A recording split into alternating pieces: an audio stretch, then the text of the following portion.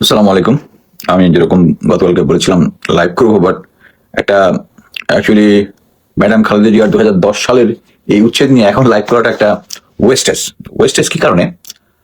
এটা নিয়ে এখন আমি আজকে আমার হলিডে ছিল, আমি অন্য কিছু নিয়ে কথা বলতে পারতাম, কিন্তু কচু খেতিরা তারা চিন্তা করছে, কচু ক্ষেত মানে ডিজে ভাই আপনারা সবাই জানেন, চিন্তা করেছে যে আমাকে একটু ডিস্টার্ব করার জন্য আর কি। তো আমাকে ডিস্টার্ব করেছে, সো ডিস্টার্ব করলে তো আমি রিটালিয়েট করবোই। সো প্রতিবার তারা চেয়েছে আমাকে একটু আন্ডারমাইন করার জন্য, যাতে আমাকে মোটামুটি একটু বসিয়ে দেওয়া যায়। কোনো একটা কিছু বললে আপসেট। আপনি অলরেডি আপনারা জানেন কিনা, হয়তো খেয়াল করেছেন, ব্রিগেডিয়ার হাসান নাসির যে একজন পরীক্ষিত একজন গ্রেট সোল, যিনি আমরা তো ওই শেখ হাসিনা আমলে এই যখন দায়িত্ব ছিলাম তখন এই ম্যাডাম খালেদা জিয়ার বাসায় উচ্ছেদে অংশগ্রহণ করেছি, ওখানে আমরা গিয়েছি, ওখানে অবজারভার হিসেবে আমি ছিলাম।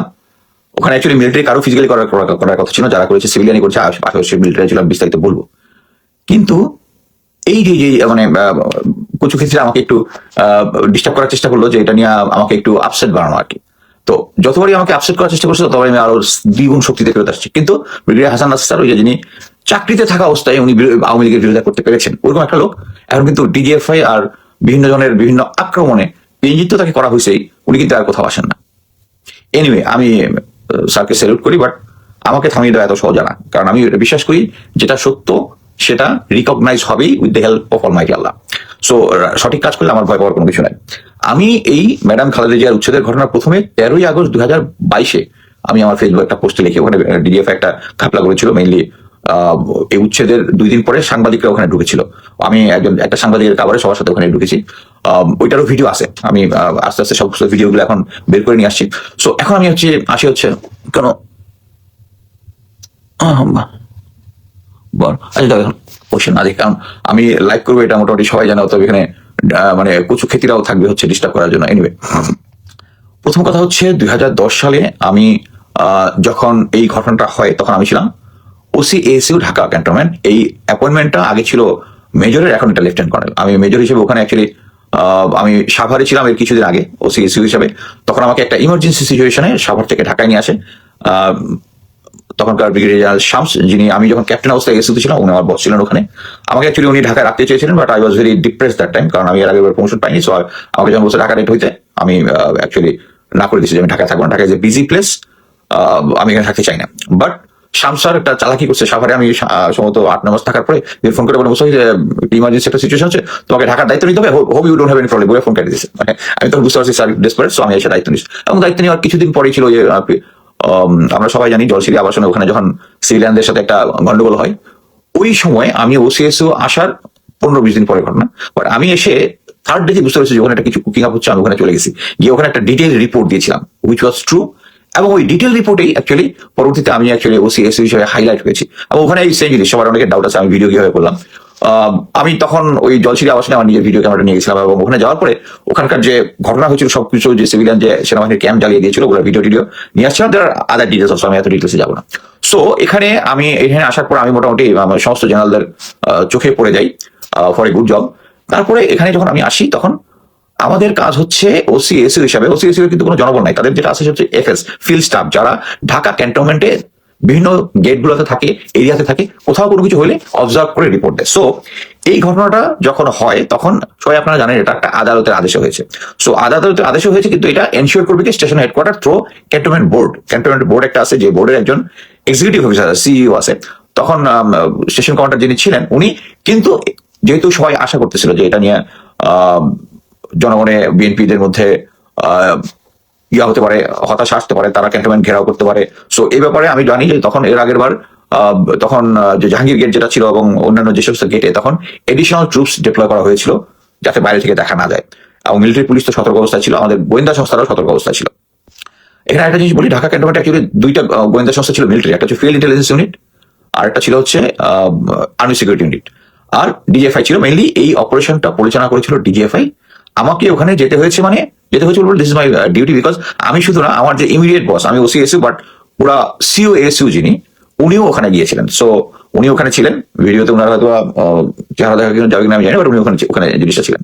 আচ্ছা, সো আমার কাজ ছিল হচ্ছে ওখানে গিয়ে কি হয় না হয় তার সাথে সাথে আমার সিনিয়রকে রিপোর্ট দেওয়া। সিনিয়র কিন্তু ওখানেই ছিলেন। আচ্ছা, উনি যেহেতু সিনিয়র ছিল, আমাকে এখানে যেতেই হবে, মানে এখানে কোনো ইয়া নাই। আরেকটা জিনিস হচ্ছে, আপনারা মনে করেন যে আমরা ওখানে কেন প্রতিবাদ করলাম না। একটা জিনিস মনে রাখবেন, সরাসরি যদি আপনাকে কোনো এটাকে বলে আমি সেনাবাহিনীতে কোন আদেশ ভায়োলেট করতে পারি, যেটা হচ্ছে আনলফুল অর্ডার। এখানে আনলফুল অর্ডার, কোর্টের যে ভার্ডিক্টটা এসেছে ওটা আসার পরে, ওটা যদি এসে আমাদেরকে মিলিটারিদেরকে বলে যে কোর্ট অর্ডার এখানে, আর ওটা হচ্ছে, এটা তো সরাসরি আমার কাজ না, কেউ একজন কাজ করতেছে যেটা আমাকে অবজার্ভ করতে হবে। সো আমি ওই সময় যখন গেলাম, আমার সম্ভবত 4 জন ফিল্ড স্টাফ তখন ওখানে ডিপ্লয়েড ছিল, শুধু দেখার জন্য কোথায় কোনো কিছু হচ্ছে, এবং ইমার্জেন্সি কোনো কিছু হলে আমাকে এটা সেনা সদরে মিলিটারি ইন্টেলিজেন্স ডাইরেক্টরেটে রিপোর্টটা দিতে হবে বিসাইড মাই সিও। সো যখন অপারেশনটা হলো তখন আমি ভিডিওতে সবকিছু দিয়েছি, ওখানকার আশেপাশে যা আছে প্রথম থেকে শুরু করে লাস্ট পর্যন্ত। এবং এই ভিডিওটা কিন্তু আর্মি হেডকোয়ার্টারের জন্য না, এটা আমি নিজে করেছিলাম, যেহেতু আমার নিজের একটা অনেকে এটা বলবেন যে আর্মি সিকিউরিটি ইউনিটে কয়েকজন আমি কোশ্চেন দেখছি যে আর্মি সিকিউরিটি ইউনিটে কি সরকারের বিশ্বস্ত লোক ছাড়া পোস্টিং হয়?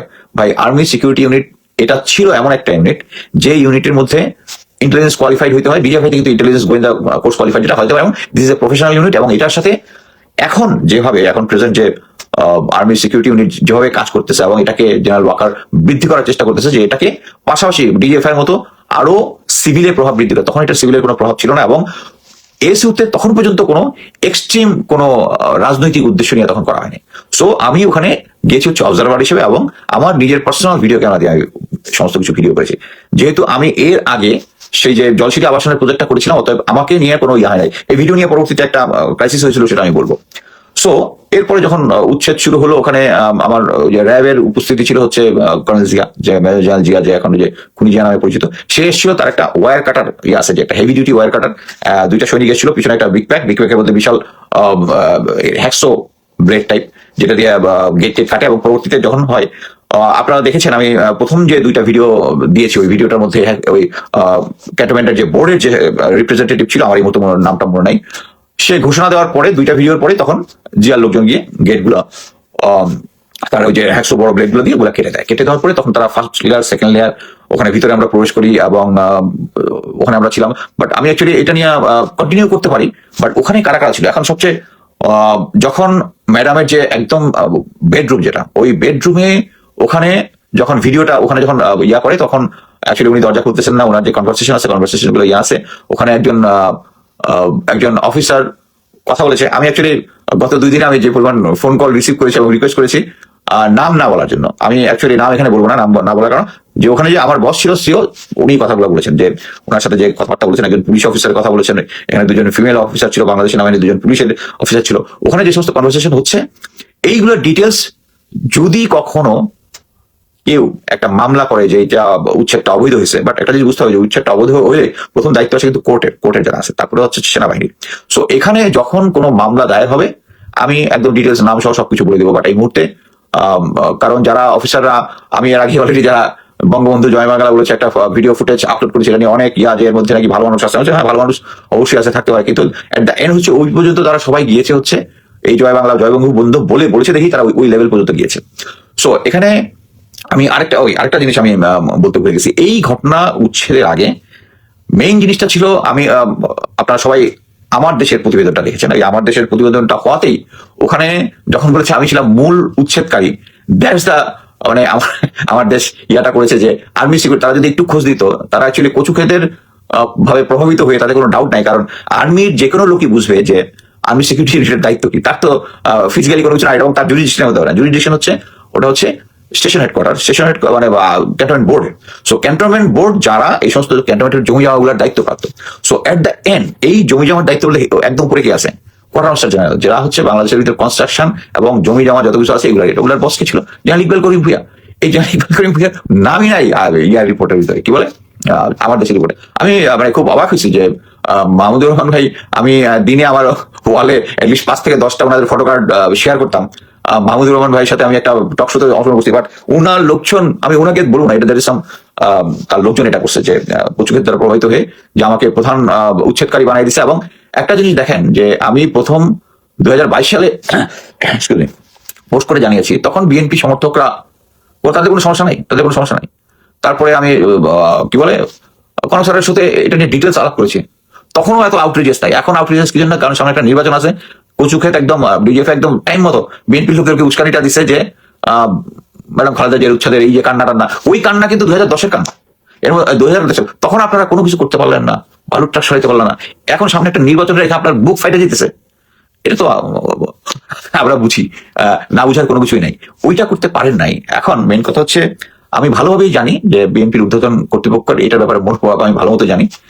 এখানে ম্যাডাম আমাকে একজন ঊর্ধ্বতন সামরিক না বেসামরিক যারা ম্যাডাম জিয়ার সাথে ক্লোজ আছেন ওরা বলে দিয়েছেন যে ম্যাডাম যে বলে দিয়েছে যে মিলিটারি অফিসারদের যারা এই বিষয়ে ছিল এরা সবাই হাসিনার দ্বারা প্রভাবিত হয়ে গেছে, তাদের ব্যাপারে কোনো কিছু করা যাবে না। বাট এটা আমি আগে পাবলিকলি কখনো বলি নাই।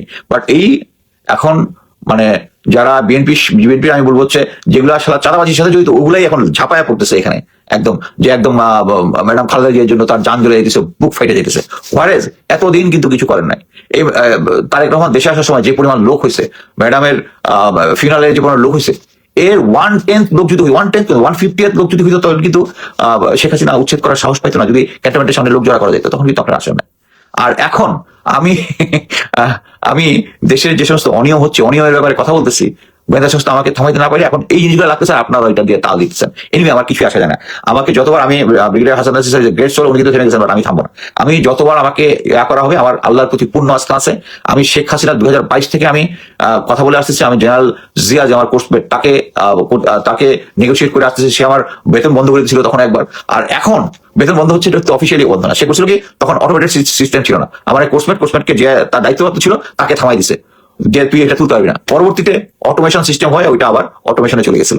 আর এখন এই জেনারেল ওয়াকার, এখানে জেনারেল ওয়াকারকে actually দোষ দিই না। আমার যে পেনশন আটকে দিছে তাতে আমি জেনারেল ওয়াকারকে দোষ দিই না। দোষ দিই না মানে দোষ তো অবশ্যই আছে। উনি একটা চিঠি ইনিশিয়েট করছে তার অফিস থেকে এবং প্রফেসর ইউনুস এটাকে অ্যাপ্রুভাল দিয়েছে। দ্যাটস দ্য স্যাডেস্ট পার্ট, যে এখানে বোঝা যাচ্ছে যে দিন দিন কার ক্ষমতাটা বাড়তেছে, প্রফেসর ইউনুসের ক্ষমতা তো কমতেছে, জেনারেল ওয়াকার ক্ষমতা বাড়তেছে। সামনে যে একটা নির্বাচন আছে, I have all the doubt যে নির্বাচনটা কেমন হবে।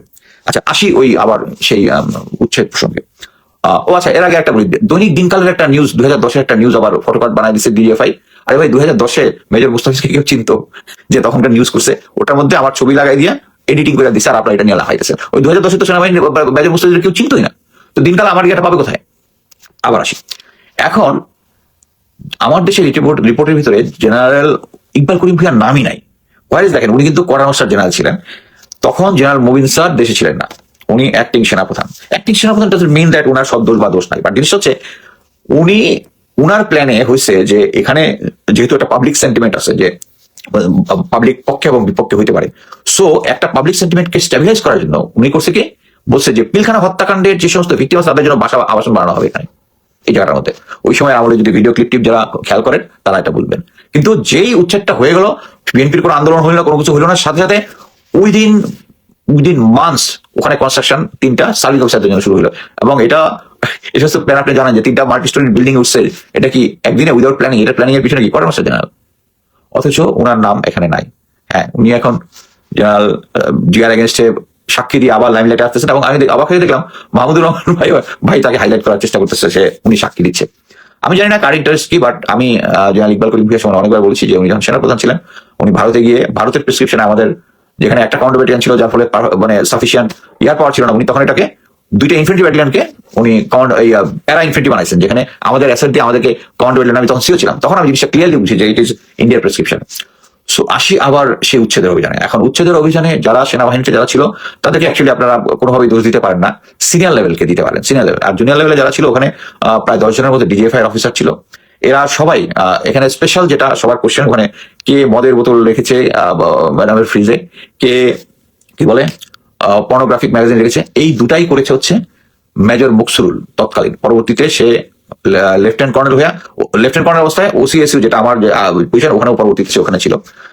তাকে এই যে এই লোকটাকে নিয়ে আমি অনেকগুলো পর্ব লিখেছি, কয়েকটা পর্বতে লিখেছি, সে কিভাবে ডিজিএফআই থাকার সময় এনআরকি করেছে সে, এবং এই আদেশটা এসছে হচ্ছে একদম ফার্স্ট হ্যান্ড নিউজ। আমি বলছিলাম আমার কোর্সমেট জিয়া ওখানে ছিল, জিয়ার সাথে আমার কন্টিনিউয়াস কথা হইতো ওখানে। তো যখন এই মদের বোতল এবং পর্নোগ্রাফি যখন হয়েছে, তখন আমি জিয়ার সাথে যখন কথা বলছি এগুলো কি করছে বলতো, এগুলো মামুন খালেদ স্যার মুকসুরুল স্যারের দিয়া এনে পাঠাইয়া দিছে। সো এখানে কোনো ডাউট নাই, এই জিনিসটা যেটা করেছে এটা মেজর মুকসুরুল, যে এখন বর্তমানে দুবাইতে পলাতক আছে, মাঝখানে নাকি কানাডাতে আসছিল, ওখানে এসে সে এখন ব্যবসা করতেছে। এই মুকসুরুল স্যার 20 লং করছে, যাকে সবাই তার কোর্সমেটরা বলবে যে মেজর হওয়ার যোগ্যতা নাই, তাকে কর্নেল পর্যন্ত বানায় নিয়ে গেছে এই জেনারেল ইকবাল করিম ভূঁইয়া।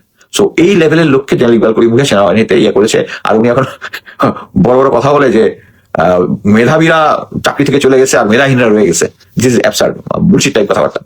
সো এখানে কথা হচ্ছে আমি জানি না যে পরবর্তীতে আচ্ছা এই দুইটা হচ্ছে কি মকসুলকে দিয়ে জিনিসগুলো করাইছে, এবং যে গলার যে ভয়েসটা ম্যাডামের সাথে যে উদ্ধতভাবে কথা বলতেছে উনি, আমি নাম বলবো না, উনি আমার এসিউর বস ছিল, যারা যারা কনসার্ন তারা ইজিলি খুঁজে বের করতে পারবে নিকি, আমি নাম বলবো না, কারণ হচ্ছে এটার উনি আওয়ামী লীগের কিন্তু উনি আমার অধিনায়ক ছিলেন, উনি একজন ভালো মানুষ ছিলেন। আমি কেন ভালো মানুষ বলবো, আমি অ্যাকচুয়ালি ওনার 3টা আদেশ অমান্য করেছি।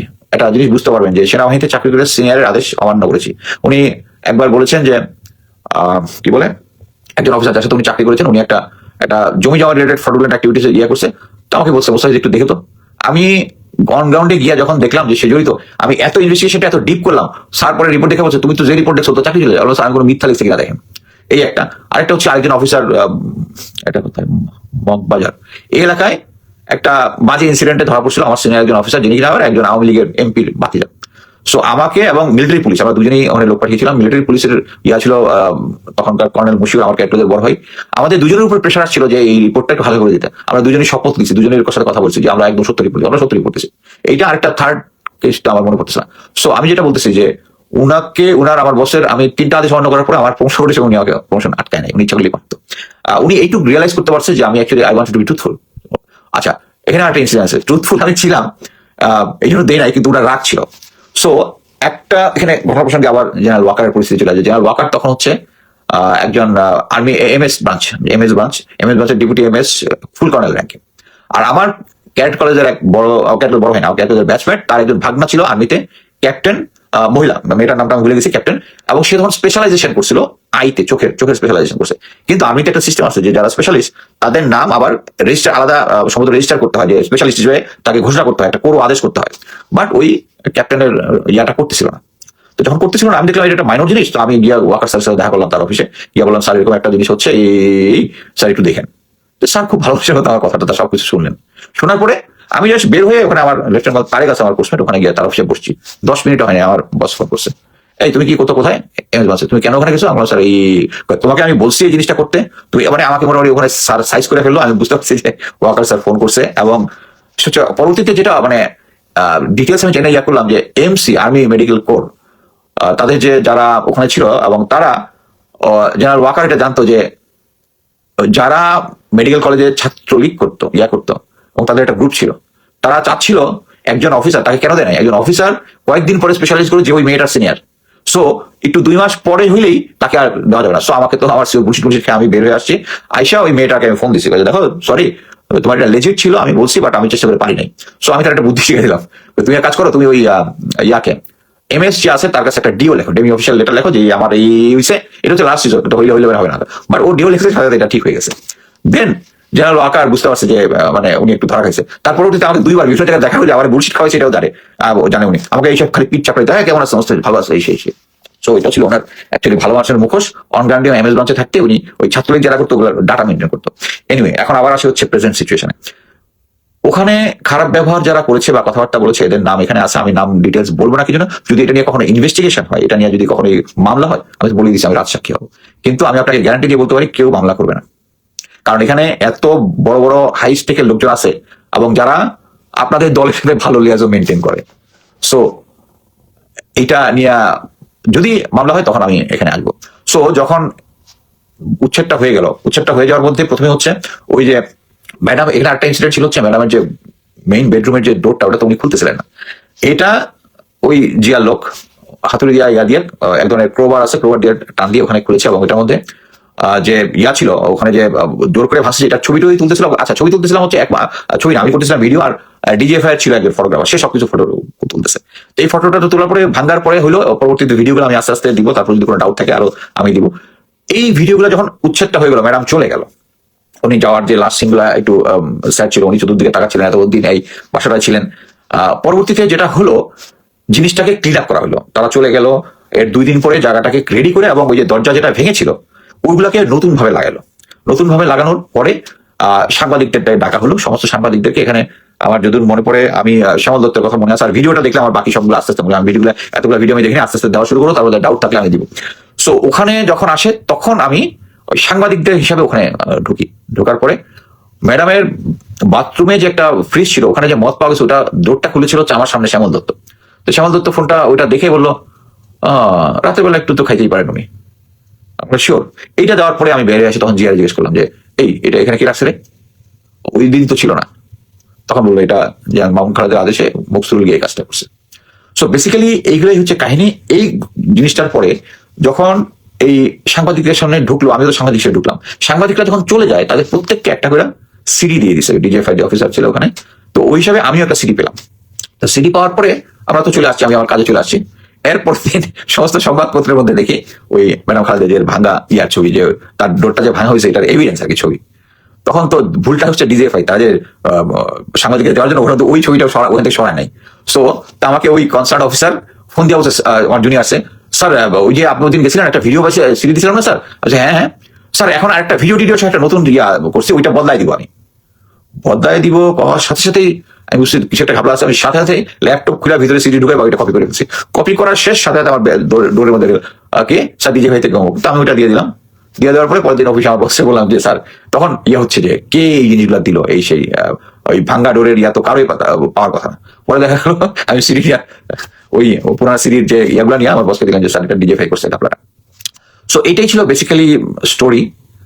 একটা জিনিস মনে রাখতে হবে যে সেনাবাহিনীকে যখন কোনো আদেশ দেওয়া হয়, প্লাস হচ্ছে আমাকে যদি আমি না করতে পারবো কোনটাতে, আমাকে সরাসরি বলতেছে তুমি একটা অবৈধ কাজ করতেছো। আমি আমার চাকরির লাইফে অনেকবারই এই যে আমি যে 3টা ঘটনা বলছি যে আমি 3টা আদেশ অমান্য করছি, আমার অন্যান্য সিওর সাথেই ওই ঘটনা এই ধরনের ঘটনা হয়েছে। আমাকে যখন যেটা অনৈতিক কাজ করতে বলছে আমি স্টেট নিয়ম শো করে বসি এই।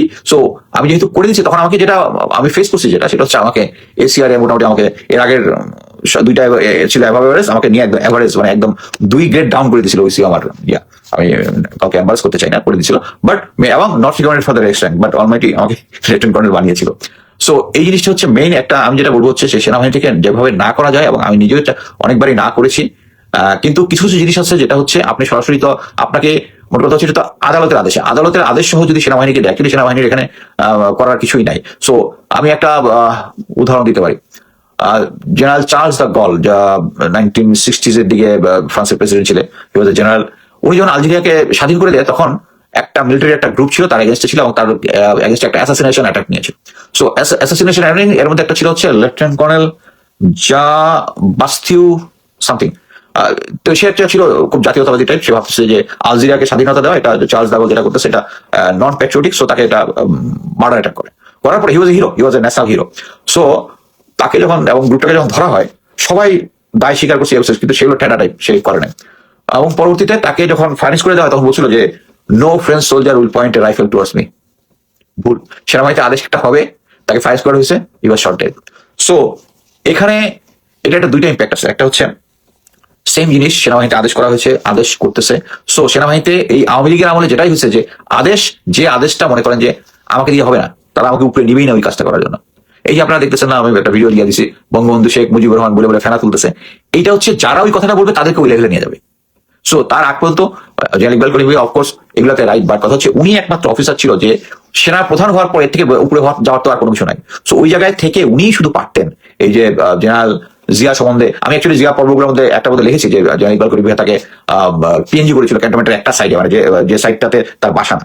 সো তারপরে ওটা উনি সাস্টেন করতে পারেন নাই। কারণ কি? কারণ জেনারেল ইকবাল করিম ভূঁইয়া মানে আওয়ামী লীগ সরকারকে মোটামুটি 100% সাপোর্ট দিয়ে গেছেন, এই জন্যই সবচেয়ে বেশি বেনিফিশিয়ারি উনি জেনারেল হিসাবে। আর এখন উনি জেনারেল কি বলে জিয়ার এগেনস্টে সাক্ষী দিয়ে মোটামুটি এবং আমার দেশ এটা খুব ভালোভাবে প্রচার করতেছে জেনারেল ইয়ার ব্যাপারটা, কি বলে ইকবাল করিম ভূঁইয়ার ব্যাপারটা।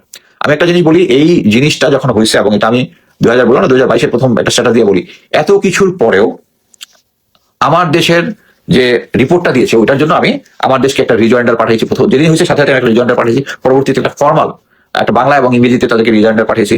আমি মাহমুদুর রহমান ভাইকে পার্সোনাল ফোনে পাঠিয়েছি, হোয়াটসঅ্যাপে পাঠিয়েছি, ওটা উনি সিনও করছে। ওয়ালিউল্লাহ নোমান যিনি এখন জামাত থেকে নির্বাচন করতেছে উনি ওইটার সাথে আছেন। আরো কয়েকজনকে বলেছি, কনক সারোয়ারকে বলছি, মিনার রশিদকে বলেছি, ওই ইয়েগুলো পাঠিয়েছি যে এই ব্যাপারে আমার যে বক্তব্য এটা আমার দেশ নেয়নি।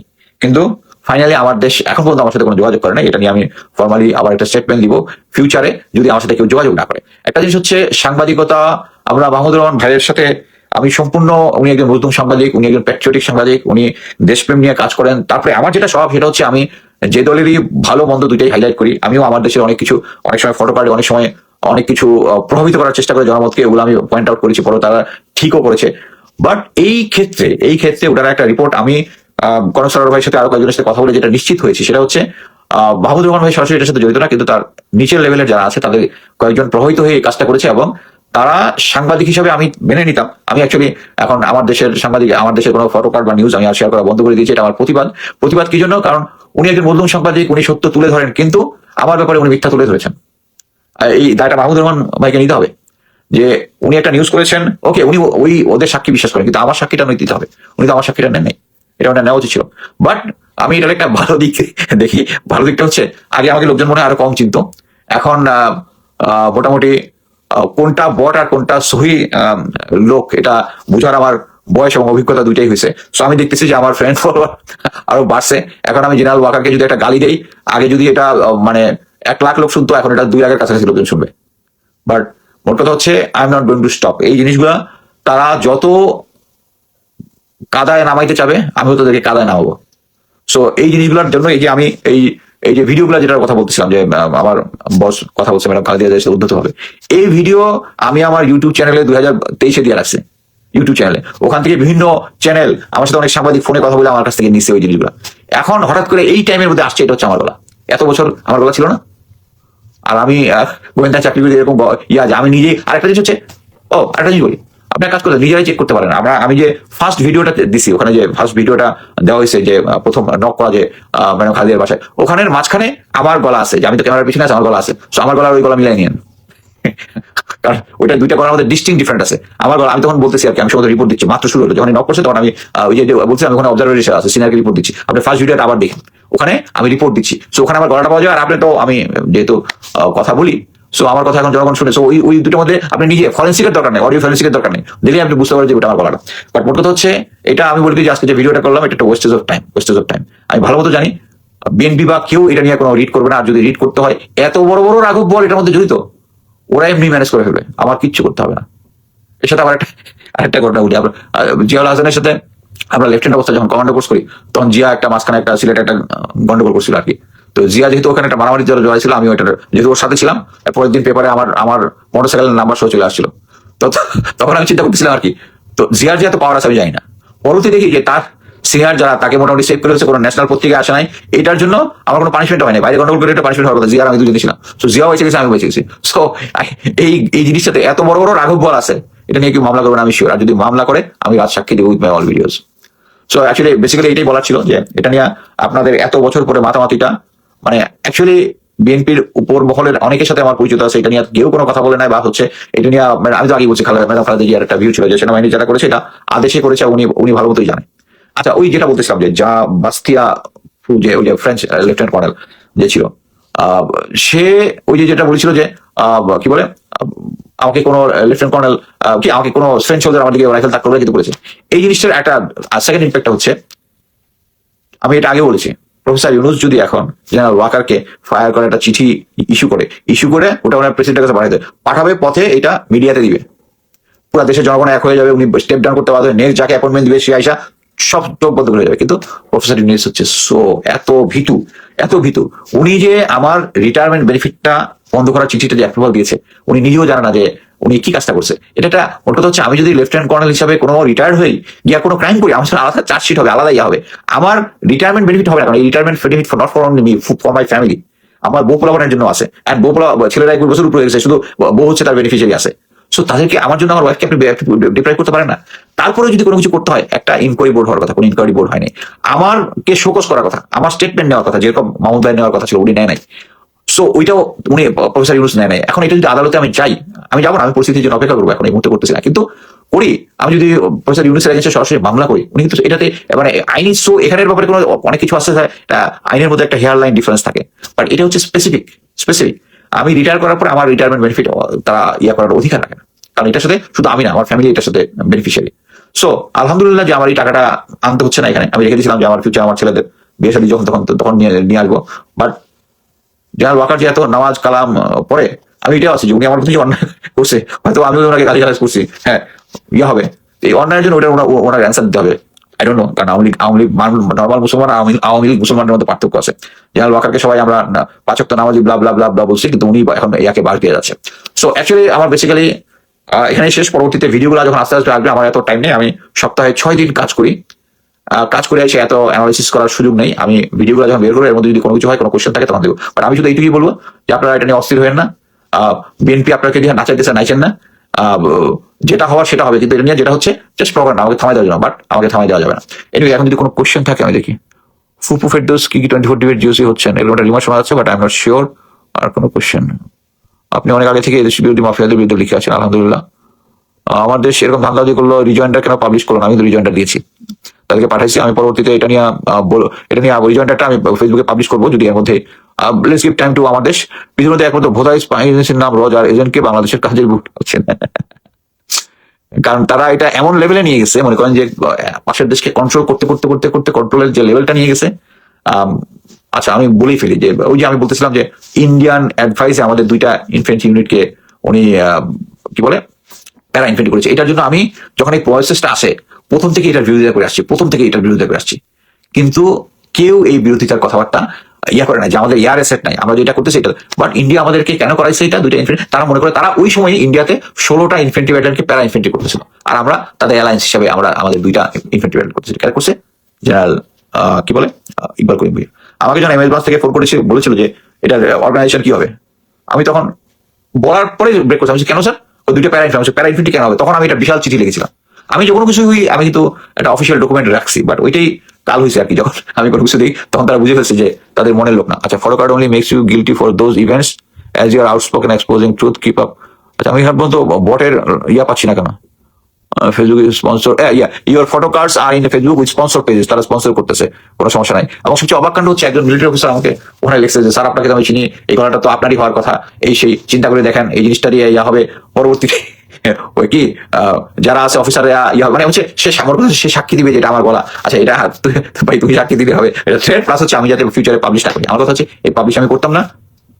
আমি ইউটিউবে শব্দ 4টা বা 5টা করেছি, এখন সবগুলো করবো কি জন্য? কারণ হচ্ছে you are pushing me too hard. তারা আমাকে পুশ যত করবে, আমি ওই দিক থেকে পুশ দিব, কোনো সমস্যা নাই। কেউ এটা নিয়ে মামলা করতেছে না, কিন্তু এটা করবে না, আপনি শিওর থাকেন। কি ব্যাপার, আজকে কোনো বট নাই। এনিওয়ে, দিগন্ত স্যার প্যাচ লাগাই দিচ্ছেন নিজে। আচ্ছা, ওয়াহিদুন নবী, দিলেন তো স্যার প্যাচ লাগাই দিচ্ছেন, নিজেও পড়লেন গেরা করে sir. You made a grave mistake. আপনি সেই যে অন্যায় করে, অন্যায় যে সহজ। হ্যাঁ, যাই হোক, বের হোক না হোক এমনিতেই হবে। তবে নামগুলো বলবেন না কেন বলে দেন। রাজ সাক্ষী হন, এমনকি আদালত নাকি? এটা কি আদালত নাকি? ফেসবুকে কোনো আদালত নাই, যখন হবে তখন না বলে দিব সবকিছু। ওয়াহিদুন নবী, আপনার উচিত নিজে থেকে এটা নিয়ে মামলা করা, বিএনপি থেকে ভারতীয় সব এজেন্টদের হ্যাঁ করা। আমাকে এখন করতে দিবে নাকি? এখন দেশে গেলে তো ওয়াকারের লোকজন আমার জেল ঢুকে দিবে, যদিও আমার নামে কোনো মামলা নেই। ওকে, আপাতত এখানে শেষ করতেছি। কিছুক্ষণ পরে আমি আবার একটা লাইভ করবো। প্রেজেন্ট